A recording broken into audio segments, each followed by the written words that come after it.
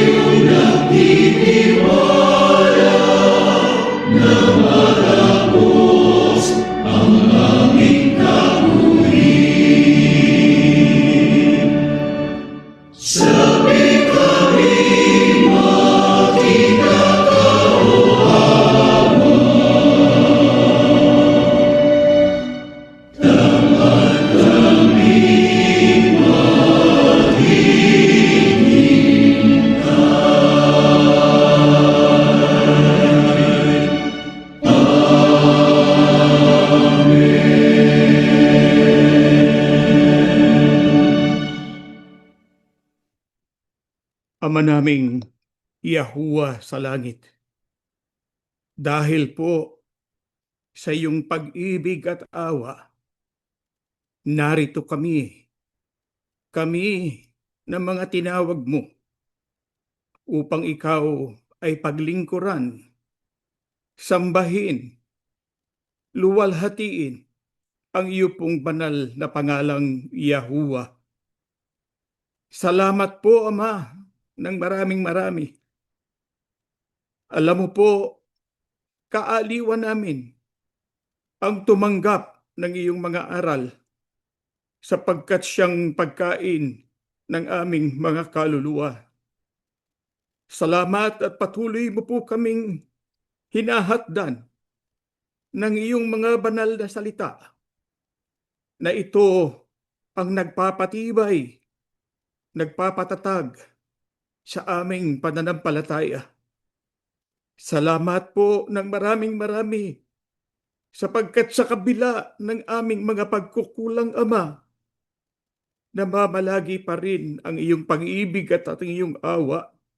Hindi mo kami itinatakwil, kung kaya't patuloy ka naming pinupuri. Hinahandugan ka namin ng mga pagpapasalamat at mga pagpupuri sapagkat ikaw lamang ang nag-iisang tunay na Diyos, ang may likha ng lahat ng mga bagay. Ama, masdan mo ang iyong bayan. Marami sa amin nagtataglay ng mabibigat na suliranin sa mundong ito. Alam mo ang kalagayan dito sa mundong aming ginagalawan. Alam mo rin, Ama, kung ano ang aming mga dalahin. Ang lahat ng ito, Ama, sa iyo namin inilalagak. Sa iyo lamang ang aming pag-asa. Wala kaming ibang inaasahang makatutulong sa amin. Ikaw lamang po. Ikaw lamang ang aming kailangan. Ang iba naming mga kapatid, may mga karamdaman. Maaring ang iba ay nasa mga pag-aamutan. Ama, abutin mo ang iyong mga anak. Basbasan mo po kami. Makita mong ang bawat isa sa amin nakapagpapatuloy hanggang matapos namin ang aming mga takbuhin. Panginoon naming Yahushua HaMashiach, ikaw ang aming hari, ang aming leader, ikaw ang aming master. Panginoon, salamat sa lahat ng iyong ginawang pagpapakasakit. Salamat sa ginawa mong pagtubos sa aming mga kasalanan. Salamat, Panginoon, patuloy mo kaming idinadalangin sa ating Diyos. Kaya kami tumatanggap ng mga biyaya sapagkat ikaw ang siyang namamagitan. Patuloy mo kaming ilapit sa ating Ama, nawa lahat ng aming mga samo, ang aming mga dalangin at mga pakiusap ay kanyang dinggin at ipagkaloob sa bawat isa. Aba, muli kaming mag-aaral ng iyong mga salita. Ang amin pong dalangin, ang amin pong hangarin, sana makatanggap kami ng liwanag sa aming pag-aaralan, ang upang sa ganon lalo pang tumaas ang antas ng aming pananampalataya at maging karapat-dapat po kami sa iyo. Kami po'y sumasampalataya, Ama. Dinirinig mo po ang aming mga dalangin. Ang lahat ay amin pong ipinapakiusap sa pangalan po ng aming Panginoong Yahushua HaMashiach. Amen.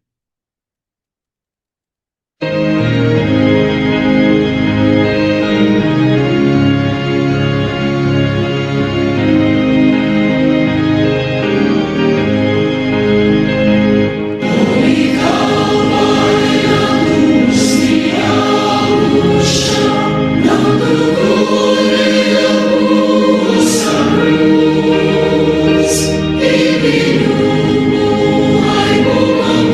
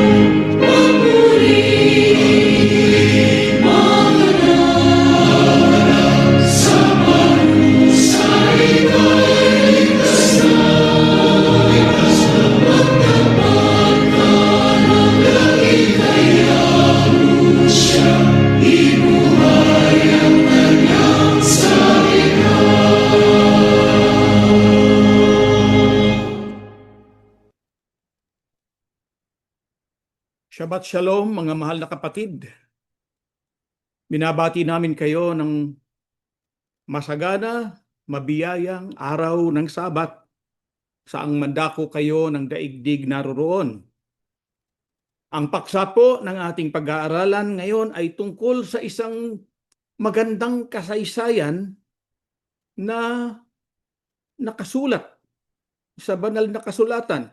Ito po ay lubhang naging tanyag, hindi lamang po sa mga Kristiyano, maging sa iba't ibang pangkati ng relihiyon. Madalas itong napagkukwentuhan. Marami ring pelikula ang nagawa na tungkol dito. At ito ay ang kasaysayan ni David at ni Goliath. Si David ay kilala bilang tapat na lingkod ni Yahuwah na naging hari ng Israel mula sa pagiging pastol. Subalit si Goliath, ang alam natin, siya ang kontrabida doon sa kasaysayan, hindi gaanong napagtutuunan ng pansin. Kaya po ang ating tanong, sino si Goliath? Magsisimula po tayo ng pagbasa sa aklat ng unang Samuel 17, talatang 4 hanggang 7. Ngayon, lumabas mula sa kampo ng mga Filisteo ang isang mahusay at matapang na mandirigmang tagagat na nagngangalang Goliath. May 9 na talampakan ang kanyang taas, tanso ang kanyang helmet, gayon din ang kanyang panangga sa dibdib na tumitimbang ng 58 kilo. Tanso rin ang nakabalot sa kanyang binti at hita, at may tansong sibat na nakasukbit sa kanyang balikat. Ang hawakan naman ng kanyang sibat ay mabigat at makapal. Ang dulo nito'y tumitimbang ng 7 kilo. Nasa unahan naman niya ang tagapagdala ng kanyang kalasag. Sino po, mga kapatid, si Goliath? Siya po ay isang mahusay, matapang na mandirigmang tagagat mula sa Filistia. Ang Filistia po ay Philistines or Philistine sa Ingles. Ang Philistine po, iba sa Palestine, mga kapatid. Ang Filistia ay kaaway ng bayan ng Diyos na si Yahuwah. At ang lumalaban para sa kanila ay isang taong malahigante. Ang laki. Yan nga si Goliath. Gaano po siya katangkad? 9 na talampakan ang taas niya at nakasuot ng mabigat na baluti o armor at nagtataglay ng mabibigat na sandata. Pero ano po ang pinakamalupit na sandata ni Goliath, mga kapatid? Tuloy po natin ang basa, unang Samuel pa rin, talatang 8 naman hanggang 10. Ganito po ang nakasulat. Tumayo si Goliath sa harapan at hinamon ang mga Israelita. Bakit kayo pumarito at pumuwesto pa para makipaglaban? Hindi ba't ako'y Filisteo at kayo'y mga utusan ni Saul? Sige, pumili kayo ng isang taong ilalaban niyo sa akin. Kung mapapatay niya ako, magpapaalipin kami sa inyo. Pero kung mapapatay ko siya, magpapaalipin kayo at maglilingkod sa amin. Ngayon, hinahamon ko kayo. Papuntahin ninyo rito ang makikipaglaban sa akin. Ano po ang pinaka malupit na sandata ni Goliath, mga kapatid? Sa ating pong binasa, yun pong intimidation. Sa kanyang mga pananalita, tinatakot niya ng husto yung mga Israelita noon. Mayroon siyang espada o tabak, sibat, panangga sa dibdib, helmet. Mayroon pa siyang tagabitbit ng kanyang panangga. Pero bago pa man niya gamitin ang mga iyon, mga kapatid, ano muna yung kanyang ginagamit? Yun munang kanyang salita ng pananakot. Ano ang ginawa ni Goliath pagtayo niya? Sumigaw siya, hinamak, tinakot niya at minaliit ang Israel. Hinamon niya sila at sa kanyang pananakot ay ginawa niyang para bang yung Israel, yung hukbo ni Yahuwah, para bang walang kakayahan. Hindi pa man lang nagsisimula ang labanan, tinatakot na niya. Kadalasan po mga kapatid, ay ganito ang ginagawa ng mga kaaway. Bago pa sila makipaglaban sa aktual na labanan, tinatakot muna yung kalaban. Sa gayon, kapag natakot ang kalaban, sinasabi natin na kalahati ng laban na ipanalo na. Sa buhay natin dito sa lupa, tayo ay nakikipaglaban din. Sino po ang kalaban natin? Mga suliranin sa buhay. Mga suliraning nagdudulot sa atin ng takot. May tao kaya sa mundo, mga kapatid, na walang problema? Maliban dun sa mga batang pasli? Hindi po ba? Sabi nga ng iba, ang sarap maging bata. Wala kang ibang iniisip. Wala kang ginawa kundi maglaro lang at kumain, matulog. Walang problema. Pero tayo yung nagdadala. Natural po sa atin na matakot. Lalo na kung medyo marami at mabigat ang ating mga suliranin.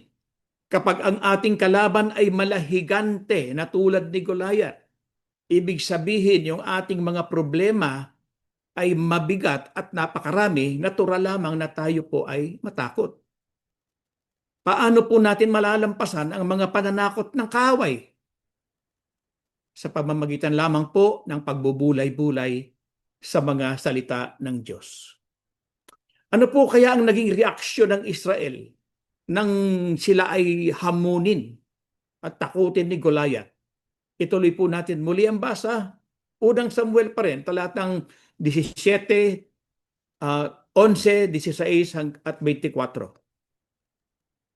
Nang marinig ito ni Saul at ng mga Israelita, natakot sila ng husto.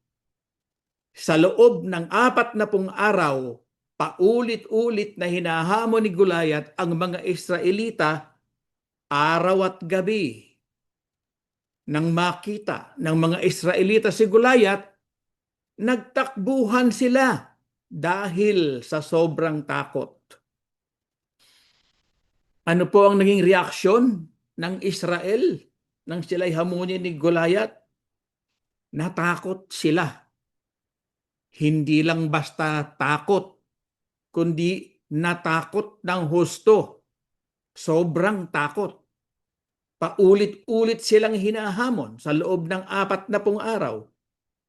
At nang makita nila si Goliath, nagtakbuhan sila sa sobrang takot. Ano lamang po ba ang ipinapakita nito tungkol kay Saul, na hari ng Israel doon? Karuwagan. Karuwagan po. Bakit po? Sapagkat wala silang tiwala sa Diyos ng Israel. Ano ang makikita natin sa kawalang tiwala nila sa Diyos ng Israel?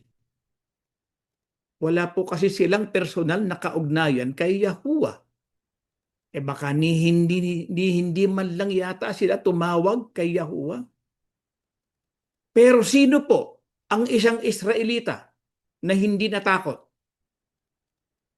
Unang Samuel pa rin po, talatang 12 hanggang 15, at babasahin natin ang talatang 32. Ngayon, si David ay anak ni Jesse na mula sa lahi ni Ephraim. Si Jesse ay may 8 anak na lalaki. Siya'y taga Bethlehem. At mula sa angkan ni Ephraim sa lupain ng Huda. Matanda na si Jesse ng mga panahong iyon na naghahari si Saul. Ang tatlong nakatatandang anak ni Jesse ay sumama kay Saul sa digmaan. Ang panganay na si Eliab, ang pangalawang si Abinadab, at ang pangatlong si Sharma. Si David ang bunso sa magkakapatid. Habang kasama ni Saul sa digmaan ng tatlo, si David ay nagpapabalik-balik sa paglilingkod kay Saul sa pagpapastol sa mga tupa ng kanyang ama sa Bethlehem. Pagdating ni David, sinabi niya kay Saul, "Wala po ni isa man sa atin ang dapat na panghinaan ng loob dahil lang sa Filisteyong iyon. Ako na po na inyong lingkod ang makikipaglaban sa kanya." Sino po ang isang Israelita na hindi natakot? Si David. Sino po si David? Ang bunsong anak ni Jesse na tumutulong sa kanyang ama sa pagpapastol sa Bethlehem. Siya ay isang batang pastol at dahil nga sa bata pa siya, hindi siya maaring magpalista bilang isang sundalo sa hukbo ng Israel. Sino lamang po sa mga kapatid niya ang nasa military ng Israel? Yung tatlo niyang nakatatandang kapatid. Bagamat si David ay bata pa at hindi kabilang sa hukbo ng Israel, ano ang gusto niyang gawin? Gusto niyang labanan si Goliath. Ang sabi niya, "Ako na po na inyong lingkod ang makikipaglaban sa kanya." Nagpresenta siya na labanan si Goliath. Ano po ang sinabi ni Haring Saul sa kanya? Ituloy po natin ang basa, talatang 33. Sumagot si Saul kay David, "Hindi mo kayang makipaglaban sa kanya. Bata ka pa." Habang siya'y mandirigma na mula pa sa kanyang pagkabata. Ano po ang sinabi, ang sagot ni Haring Saul kay David? Hindi mo anya kayang makipaglaban sa kanya. Bakit daw? Sapagkat bata pa siya. Habang si Goliath, isa ng ganap na mandirigma mula pa sa kanyang pagkabata. Himayin natin mga kapatid ang sitwasyon na ito. Sa paningin ng Israel at sa paningin ni David, parehong sitwasyon, pero magkaiba ng sagot, magkaiba ng pananaw. Kapag nakaranas tayo ng ganito, ang madalas na sagot natin sa bawat pangyayari ay laging nakabatay lamang kung saan nakatuon yung ating isip. Kung ano ang ating nakikita sa ating harapan, hindi natin nakikita yung nakapaloob dito. Sa pangyayaring ito, hindi sinukat ni David yung laki ni Goliath. Opo, hindi niya sinukat ang laki ni Goliath. Ang kanyang sinukat ay kung ano ba ang katayuan ni Goliath sa tipan o sa pangako ni Yahuwah sa Israel. Ano pa po? Ang nakita ng Israel ay isang malaki at lubhang nakakatakot na mandirigma. Pero ano ang nakita ni David? Ang nakita niya ay isang taong labas sa pangako ni Yahuwah. Ang nakita at ikinasindak ng Israel ay ang baluti o armor ni Goliath. Ano po ang nakita ni David?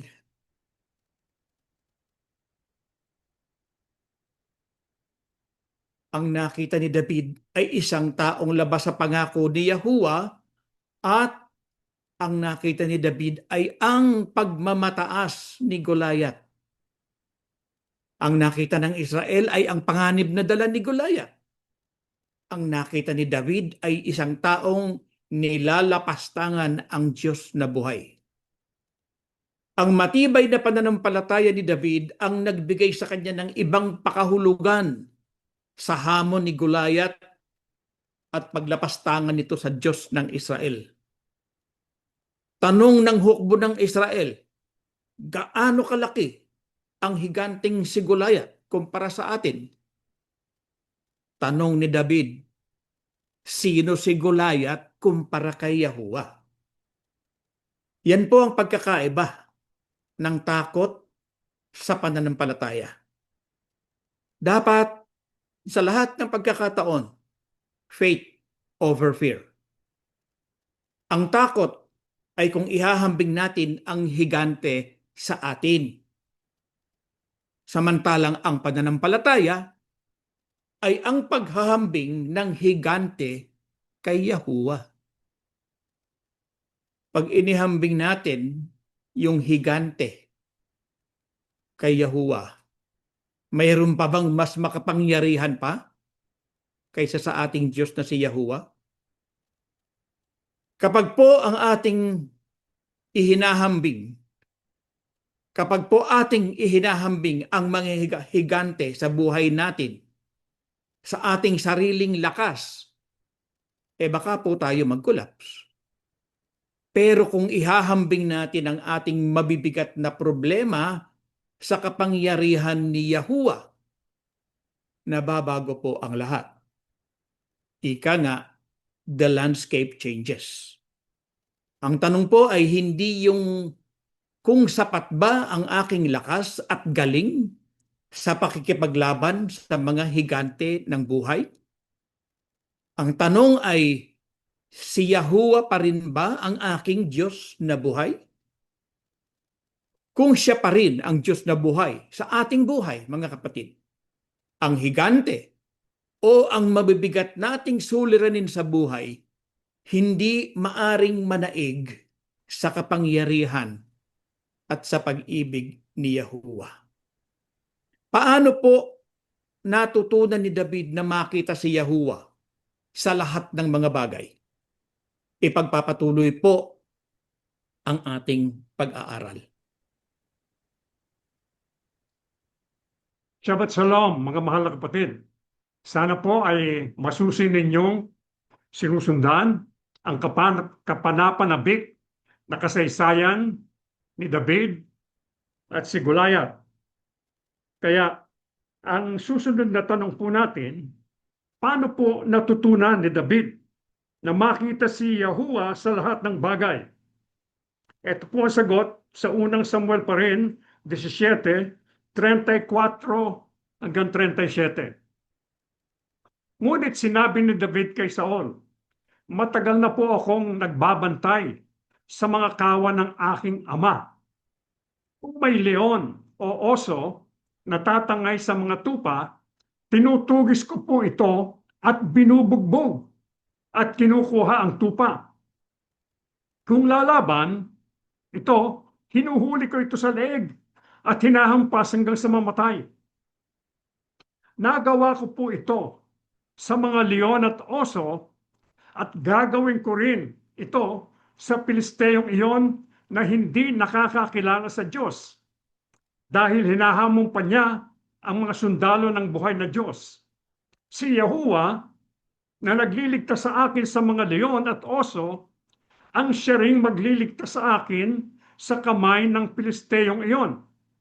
Sinabi ni Saul kay David, sige, lumakad ka na, patnubayan ka sana ng Diyos. Paano po natutunan ni David na makita si Yahuwah sa lahat ng bagay? Dahil po sa kanyang personal na karanasan sa ating Yahuwah Aba. Bakit po? Ano po ba ang ginawa ng ating Yahuwah Aba sa kanya? Sinamahan siya nung siya ay nagpapastol ng kanyang mga tupa. Ano po ang sabi niya kay Haring Saul? Ang sabi niya, binabantayan ko ang mga tupa ng aking ama Ngayon kung may leon o oso natatangay sa mga tupa, tinutugis ko po at binubugbog at kinukuha ang tupa. Alam niyo po ba mga mahal na kapatid, kung gaano kalaki ang leon? Yung pong lalaking leon, umaabot yun ng mga 500 pounds. Hindi ba nakakatakot yun? Ngunit tinutugis ni David. Yun naman pong mga oso, gaano kalalaki? Yung pong maliit na oso, siguro nasa mga 200 to 300 pounds. Malaki pa rin, di ba? Yung medium size, nasa mga siguro 400 to 700 pounds at halos 6 na talampakan ang taas. Mataas, hindi po ba? Ngayon, yung pong malalaki talaga, yung mga brown bear na malalaki, umaabot ng 10 talampakan. At tumitimbang ng mga 800 to 1,500 pounds. Aba, mapabangis na hayop yan. At alam niyo ba kung gaano kabilis tumakbo yung mga oso? Up to 30 miles per hour or 48 kilometers per hour.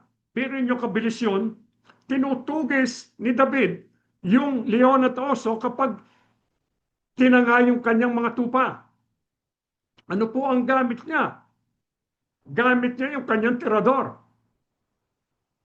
Kaya kailangan, paggamit niya noon, tatamaan niya yung oso o yung leon na hindi matatamaan yung tupa na kagat-kagat ng leon at ng oso.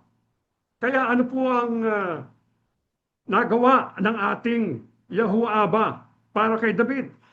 Sinanay siya upang magkaroon ng kadalubhasaan doon sa mga instrumentong ginagamit niya panlaban sa mababangis na hayop. Kaya kung ikukumpara natin yung mababangis na hayop kay Goliath, aba, higit na mapanganib yung mga hayop. Kaya yung pong unang laban ni David doon sa mga oso at leon, hindi nakita ng maraming tao, wala nakakita. Ang nakakita lamang ay ang Yahuwah na kasama niya. Kaya may personal na relasyon. Kaya mahal na mahal ni Haring David ang ating Yahuwah sapagkat nakita niya na talagang inililigtas siya. So, siya pastol ng mga tupa, si Yahuwah naman ay kanyang pastol. Kaya sabi nga niya, si Yahuwah ang aking pastol, sino pang aking kakailanganin? Kaya nagtiwala siya sa ating Yahuwah na kung paano ibinigay ni Yahuwah yung mga oso at leon, ibibigay din sa kanya si Goliath. Ganyan po ang katibay ang kanyang pananalig. Hindi niya sinabi, aba, mahusay akong gumamit itong tirador. Hindi po. Kundi ang sinabi niya, iniligtas ako ni Yahuwah noon, ililigtas niya akong muli. Ano po ang ibinigay ni Saul kay David? Ito po sagot. Unang Samuel pa rin, 17:38 hanggang 40. Ibinigay niya at ipinasuot kay David ang mga kasuotan niyang pandigma, ang tansong helmet at panangga sa dibdib. Pagkatapos, isinukbit ni David ang espada ni Saul at sinubukang lumakad. Ngunit dahil hindi pa siya sanay na gumamit ng mga ito, sinabi niya kay Saul, hindi po ako makikipaglaban na suot ang mga ito. Hindi po ako sanay. Siguro, yung baluti, helmet, panangga sa dibdib, napakabigat para sa kanya. Dahil si David, bata pa noon. Alam niyo po ba kung mga ilang taon si David nung pagkakataon na makipaglaban siya kay Goliath, ang tansya ng mga Bible experts base dun sa taon kung anong edad siya nang maging hari siya, 30, bibilang ng pabalik, nasa mga 15 to 17 years old. Batang-bata, teenager pa si David. Kaya tinanggihan niya. Siguro hindi siya makakilos dun sa baluti na isinuot sa kanya. Bakit po tinanggihan ni David ang baluti? Dahil po ba yun ay masama? Hindi. Kundi tinanggihan niya ito sapagkat hindi yun ang sinanay na gamitin niya ng Panginoong Yahuwah. Iba ang pinagagamit. Ano pong nakasanayan ni David? Yung kanyang tungkod, pamalo, at yung tirador, 5 makinis na bato na inilagay niya sa kanyang supot. Kaya kung titingnan natin, mukhang mahina ang sandata ni David. Ngunit ito ang sandatang inilagay ni Yahuwah sa kanyang mga kamay.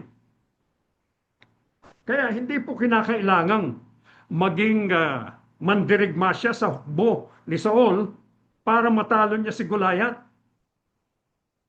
Sapat na yung naging mandirigma siya laban sa mga oso, laban sa leon, kasama ng ating Yahuwah Abba. Kaya ano po ang sinabi ni David kay Goliath? Ang sagot po dito sa unang Samuel 45 hanggang 47. Sumagot si David, "Makikipaglabang ka sa akin na ang dalay espada, sibat at punyal. Pero lalabanan kita sa pangalan ni Yahuwah ng mga hukbo, ang Diyos ng hukbo ng Israel na iyong hinahamon. Sa araw na ito, ibibigay ka sa akin ni Yahuwah. Papatayin at pupugutan kita ng ulo. Ngayong araw ding ito, ang mga bangkay ng mga kasama mong Pilisteo ay papakain ko sa mga ibon at mababangis na hayop, at malalaman ng buong mundo na may Diyos ang Israel. Malalaman ng lahat ng nagkakatipon dito na kayang ililigtas ni Yahuwah ang kanyang bayan kahit na walang espada o sibat. Sapagkat si Yahuwah ang makikipaglaban at ibibigay niya kayong lahat sa amin." Ano po sinabi ni David kay Goliath? Sinabi niya, "Lumalapit ka sa akin na may dalang espada at sibat, ngunit ako'y lumalapit sa iyo sa pangalan ni Yahuwah ng mga hukbo." Ito pong tagpong ito yung sentro noong kasaysayan ni David at ni Goliath. Ang tiwala po ni David ay wala doon sa tirador, wala sa bato, wala ito sa kanyang patama, wala sa kanyang energy bilang bata. Ang kanyang tiwala ay nasa pangalan ni Yahuwah. Yung pangalan po ng ating Yahuwah Abba kumakatawan sa kanyang karakter, yung kanyang otoridad, yung katapatan niya sa tipan at yung kapangyarihan niya. Alam ni David, hindi lamang ininsulto ni Goliath ang Israel, kundi ang ating Yahuwah Abba mismo, hinamak niya. Sinuway niya. Naunawaan ni David ang isang bagay na nakalimutan ni Saul. Ang laban ay nakay Yahuwah. Hindi dapat silang umaasa sa kanilang sarili. Kaya kapag umasa sila sa kanilang sarili, alam nila wala silang panama doon kay Goliath. Pero kung ang laban ay sa Diyos, kasama nila ang Diyos, may tulog si Goliath. Kaya binago ng paniniwalang iyon ang lahat. Kapag ka po inako natin yung laban para sa atin lang, yung pressure sa atin, baka hindi natin makayanan. Ngunit kapag ka ang laban ay sa ating Panginoong Yahuwah, nakakasiguro tayo na tayo'y magtatagumpay. Sapagkat kung kasama natin ang ating Yahuwah Aba, sino ang kalaban natin? Wala po. Ang trabaho po ng ating Yahuwah Aba ay maging soberano. Alam niya ang lahat. Makapangyarihan siya sa lahat. Ang trabaho natin ay maging tapat sa Kanya, maging masunurin, alamin natin kung ano ang Kanyang pinagagawa sa atin. Ang trabaho po natin ay hindi kontrolin yung resulta ng laban. Ang trabaho natin ay tumayo sa pangalan ng ating Yahuwah Aba. Ang trabaho po natin, hindi ang magpahanga sa mga tao. Ang trabaho natin ay magtiwala sa isa na namamahala sa labanan. Sino po bang namamahala sa labanan? Ang ating Yahuwah Aba. Alam niyo ba itong tagpong ito? Kung iisipin natin, alam na ng ating Yahuwah Aba ang pangyayaring ito, ang mangyayari. Sapagkat alam niya ang lahat, omnisciente siya. Makapangyarihan siya sa lahat, omnipotente. Kaya alam niya. Kaya ano pong kanyang ginawa? Inihandanan niya si David. Ano po nangyari nang sumalakay si Goliath? Ito po sagot. Unang Samuel 17:48-50. Habang papalapit sa kanya ang Pilisteo, patakbo siyang sinalubong ni David. Kumuha siya ng bato sa kanyang lalagyan at tinirador sa noo si Goliath. Tumama ito at bumaon sa noo ni Goliath at natumbas siya ng padapa sa lupa. Kaya tinalo ni David ang Pilisteo sa pamamagitan lang ng tirador at isang bato. Napatay niya si Goliath kahit wala siyang dalang espada. Kaya ano po ang nangyari nang sumalakay si Goliath? Sinalubong siya ni David. Mabilis na tumakbo si David patungo sa kanya, sa hanay ng labanan upang salubungin si Goliath. Kung tandaan po natin, yung Israel tumakbo palayo kay Goliath. Takot sila. Ngunit si David tumakbo pasalubong kay Goliath. Bakit po? Dahil hindi tumatakbo si David patungo sa kamatayan. Tumatakbo siya nang may kumpiyansa na naroon ang ating Yahuwah Aba. Gaya ng kanyang pananampalataya, ang sabi niya, ibinigay ni Yahuwah yung mga oso at leon sa akin, ikaw ibibigay ka rin sa akin. Kaya yung pananampalataya natin sa ating Yahuwah Aba, yun ang magbibigay ng lakas ng loob sa atin. Hindi po itinanggi ni David na totoo si Goliath. Alam niya, totoo, malaki yan, para higante, ngunit ang pananampalataya niya ay tutulungan siya ng ating Yahuwah Aba. Paano po napatay ni David si Goliath? Gamit ang isang tirador at isang bato. Ito po, meron akong dalang bato rito. Siguro magaganto kalaki yung ginamit ni David. At meron akong parang model nung tirador na sinasabi. Ito po, medyo mabigat. Ito pong tirador na ito, hawak yung isang dulo. Tapos, yun namang isang dulo ng tirador, hawak ng hintuturo at ng hinlalaki. Pagkatapos po, paiikutin niya. Pabilis ng pabilis. Pagka po pinaikot, yung pong pagka natansyanan niya kung gaano kabilis na gusto niya, i-release niya para humulagpos yung bato. Yung bato po itutulak ng tinatawag na centrifugal force. Alam niyo ba, yung mga hukbo ng unang panahon, gumamit din ito bilang kanilang armas sapagkat malayo ang naaabot nito. Ngunit, ang problema kay Goliath, siya po ay nakabalot. May armor siya. Buong katawan, may helmet siya. Ano po ang parte ng katawan na naka-expose? Siguro yung pong kanyang mga mata. Kasi hanggang dito siguro yung helmet, pero naka-expose po yung mata.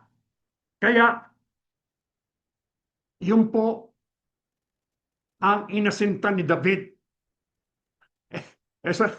Tumama naman po. Kung si David po ay pagpalagay nating 16 na taon nung kalabanan niya si Goliath. Ngunit, gaano katagal siyang nagsanay? Kung siya'y naging pastol, nung siya'y 6 na taon, 10 taon din yon na sinasanay siya ng ating Yahuwah Aba sa pagtugi sa leon at sa mga oso. Ginagamit niya yung kanyang tirador. At napapatamaan niya yung mga oso at leon nang hindi tinatamaan yung kagat-kagat na tupa. Ganon siya naging dalubhasa o expert sa paggamit ng tirador. Kaya masasabi natin na sa tagpong yun na makakaharap niya si Goliath, wala pong kalaban-laban si Goliath. Sanay na si David. Inihanda siya ng ating Yahuwah Aba. Bukod pa sinasamahan siya. Kaya si Goliath nga, masasabi natin, sitting duck. Sigurado, kaya sabi niya, ngayon papatayin kita. Sabi gano'n, pupugutan kita ng ulo. Kaya,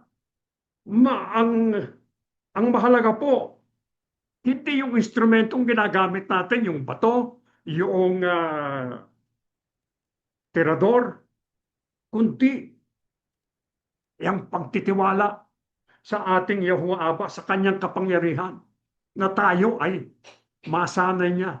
Kaya nakita niyo, bata pa siya, sinanay na siya, sapagkat ilalagay siya doon sa ganung eksena na siya ang tatayo para sa Israel. Sapagkat yung Israel, ano po ang ginawa nila? Walang magawa, tumatakbo. Kaya napatay ni David yung higante. Pinugutan niya ng ulo. Tayo po ngayon, anong higante ang hinaharap natin?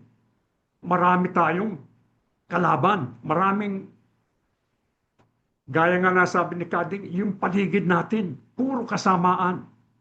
Maraming nais kuminsala sa atin, sa ating pananampalataya, nais ihiwalay tayo sa ating Yahuwah Aba. Kaya alamin natin sa Diyos, ano ba ang nais niyang ipagawa sa atin?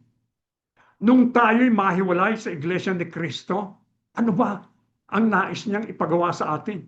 Hindi natin alam. Pero mabuti na lamang at ang naalala natin, napagkaisahan natin ng marami sa atin, ay ang sumamba, humingi ng tulong sa Kanya, magtiwala sa Kanya, na ituro sa atin kung anong dapat natin gawin. Kaya nagpapasalamat tayo sapagkat ibinigay niya ang lahat sa atin. Tinuro niya ano ba ang kanyang tunay na pangalan, ang pangalan ng kanyang bugtong na anak.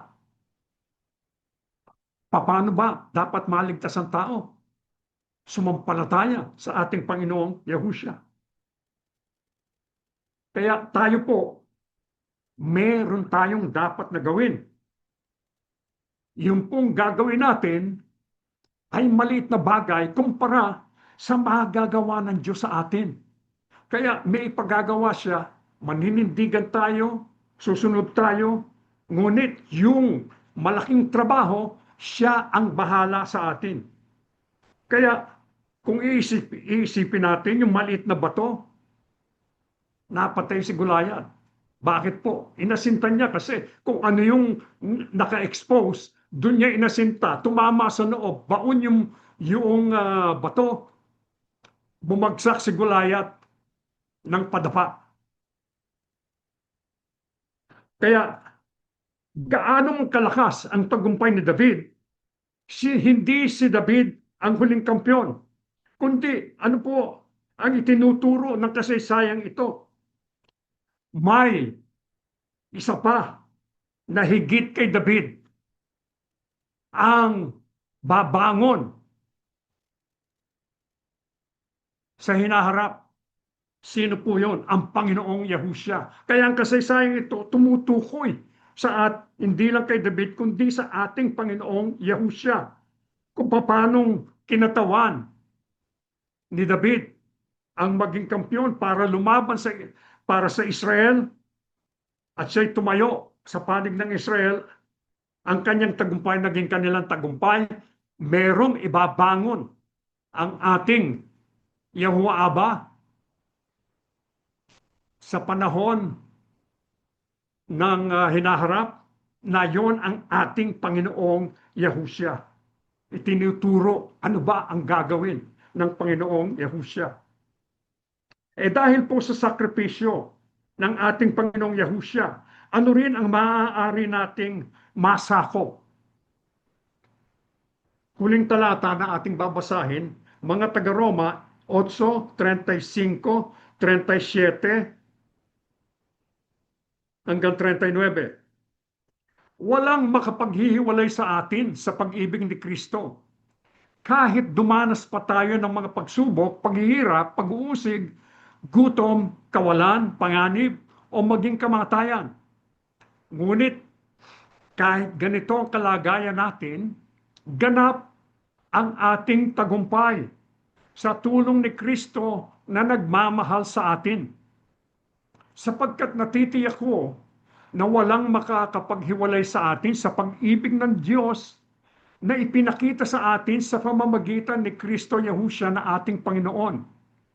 Maging kamatayan o buhay, mga anghel o anumang makapangyarihang espiritu, ang kasulukuyang panahon o ang hinaharap, ang mga kapangyarihan, ang mga nasa itaas o mga nasa ibaba, o kahit ano pa mang bagay sa buong mundo, ay hindi makapaghihiwalay sa atin sa pag-ibig ng Diyos. Dahil po sa sakripisyo ng ating Panginoong Yahusya, ano rin ang maaari nating masakop o mapagtagumpayan? Ang sabi po sa talata, lahat ng mga pagsubok. Dumaranas po ba tayong mga pagsubok ngayon? Aba, opo, ang dami. Ang dami. Dahil maraming kasamaan sa ating paligid. Naghihirap yung mga tao. Naghihirap, kaya yung mga taong masasama nang bibiktima ng mga tao, gano'n na nangyayari. Kaya mahirap na maghanap buhay, tapos kakamkamin pa nung iba.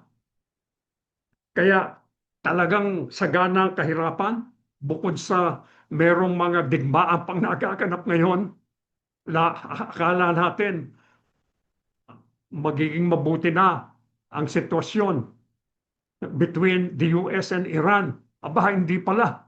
Ngayon, naglalaban na naman sila. Tapos yung Russia at Ukraine patuloy pa rin. Yung Israel, ganun rin, nakikipagdigma pa rin sa Iran at sa iba pang mga nasyon. Kaya maraming paghihirap, maraming tagutom, kawalan, panganib, at kamatayan. Nagbabanta ang kamatayan. Ngunit tayo po, ang sabi, higit pa sa mga mananakop sapagkat ibibigay sa atin ang ganap na tagumpay sa tulong ng ating Panginoong Yahushua Kristo na nagmamahal sa atin. Ang ating Panginoong Yahushua Kristo, minamahal niya ang ating Yahuwah Abba. Kung paanong tinawag ng ating Yahuwah Abba si David na taong nagmamalasakit sa atin, aba, higit-higit pa ang pagmamalasakit ng ating Yahuwah Abba sa puso ng ating Ama.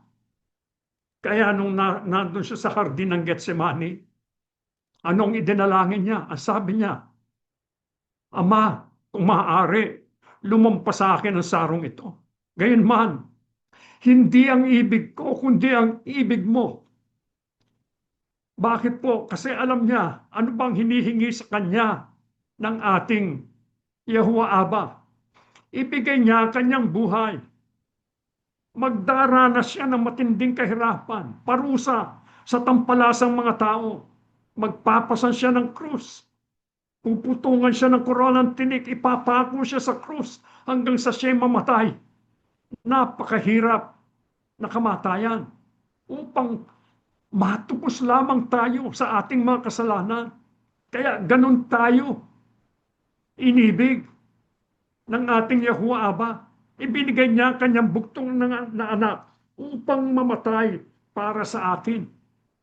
Kaya ano po ang ating mga kaaway ngayon na higit pa kaysa kay Goliath?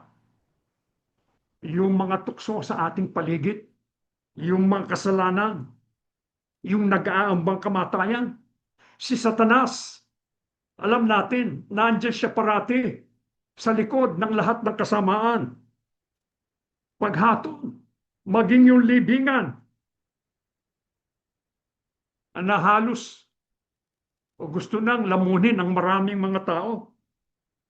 Hindi po natin matatalo sa sarili nating lakas ang mga bagay na ito.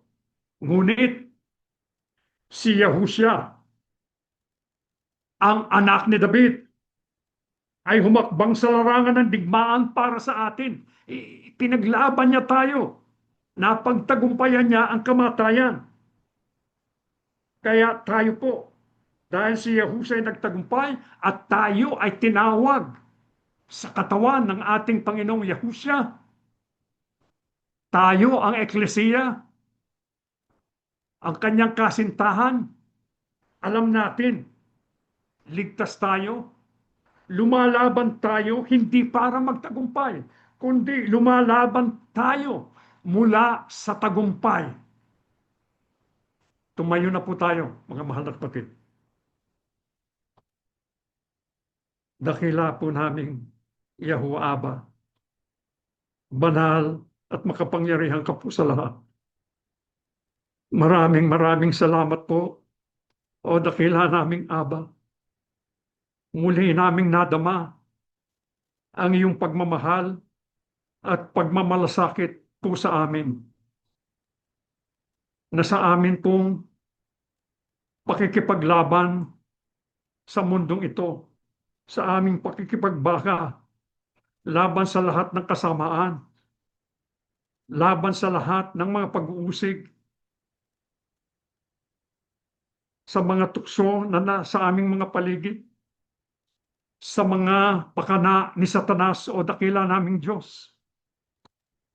Ang nais mo o dakila naming Aba, kami manghawak sa iyo, sa iyong banal na kapangyarihan. O dakila naming Aba, nagpapasalamat kami sapagkat damang-dama ka namin sa aming buhay. Sinasamahan mo kami, o dakila naming Diyos. Sana po, o aming Ama, basbasan mo ang lahat ng iyong mga hinirang. Magbuhat sa mga magulang, hanggang sa mga anak, sa buong sambahayan ng iyong mga lingkod. Basbasan mo po, o dakila naming Diyos. Ano man po ang hinaharap ng iyong mga anak, ang mga may mabibigat na karamdaman, O dakila naming Aba, pakiunat mo ang iyong mapagpalang kamay. Hawakan po ang aming mga kapatid, pagalingin sila sa kanilang karamdaman. Ang may mabibigat na suliranin, ibigay mo rin po sana ang lunas.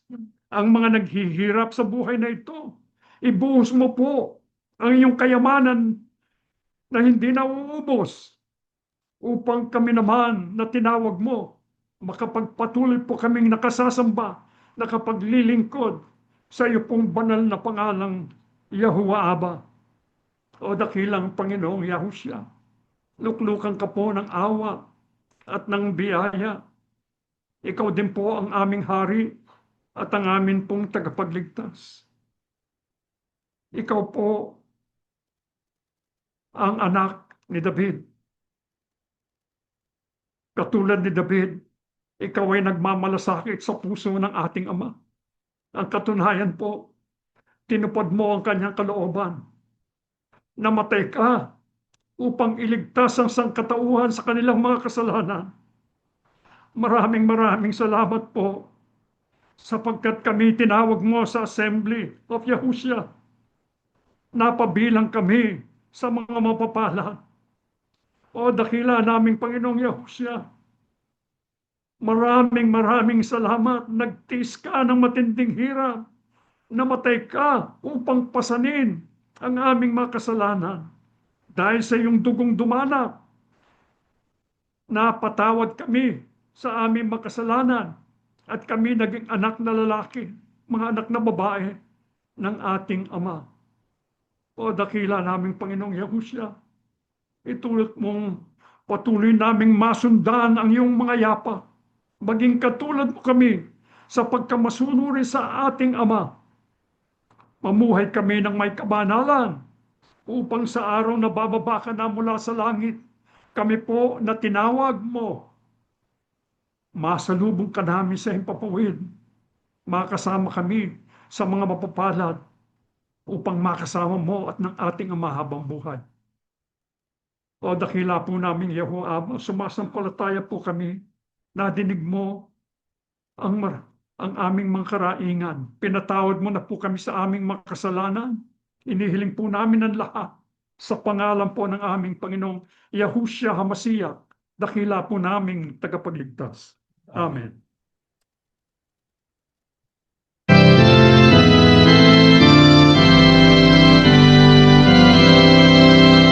Hindi mo iasyaran si Yahuwah ay ang malalim, si Yahuwah lamang. Buong puso kaliwa, paglabas mo siyang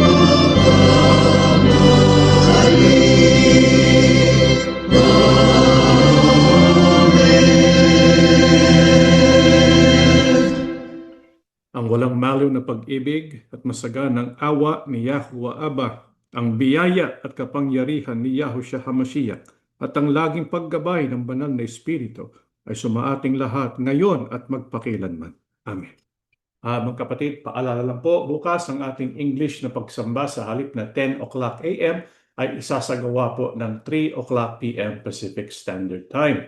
Yung ating pong Bible study next week, mula po July 14 to 16, ay mapopostpone po. There's no Bible study po this coming week. Yung Tagalog po na pagsamba, next week po, next Friday, ay gagawin po sa pamamagitan ng Facebook at YouTube only. Wala pong Zoom. Natatapos na po ang ating pagsamba. May Yahuwah Aba and Yahushua HaMashiach bless all of us.